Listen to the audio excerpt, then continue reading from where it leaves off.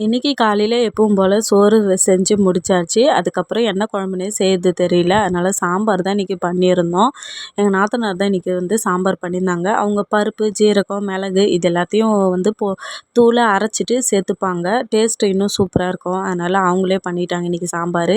அதுக்கப்புறம் நேற்று வச்ச இட்லி கொஞ்சமாக இருந்தது. எப்போவுமே இட்லி மிச்சமாக இருந்ததுன்னா இந்த மாதிரி தக்காளி வெங்காயம் வதக்கிட்டு உப்புமா மாதிரி பண்ணிவிட்டு 2 முட்டையை நல்லா பொடி மாஸ் பண்ணிவிட்டு சேர்த்துப்பேன். டேஸ்ட் ரொம்பவே சூப்பராக இருக்கும்.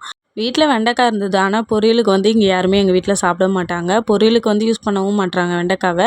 அதனால சரின்னு சொல்லிட்டு எங்கள் நாத்தனார் சொன்னாங்க. வீட்டில் காராமணியும் இருந்தது. சரி வாழைப்பூ வெளியிலேருந்து எடுத்துக்கலாம்னு சொல்லிட்டு 2த்தையும் சேர்த்து சூப்பராக இங்கே பொரியல் பண்ணுவாங்க கேரளா ஸ்டைலில். தேங்காய், ஜீரகம், அதுக்கப்புறம் பச்சை மிளகாய் இது 3த்தையும் நல்லா மிக்சியில் கொரகொரப்பாக அரைச்சி சேர்த்தா சூப்பராக இருக்கும் டேஸ்ட்டு. அதையே பொரியலாக இன்றைக்கி பண்ணி முடிச்சிட்டோம். இதெல்லாமே பண்ணி முடிச்சுட்டு வெளியில் பார்த்தா குரங்கு அட்டகாசம் தாங்க முடியல. அவ்வளோதான். இந்த வீடியோ பிடிச்சிருந்தா லைக் பண்ணுங்கள். வீடியோ பார்த்ததுக்கு நன்றி.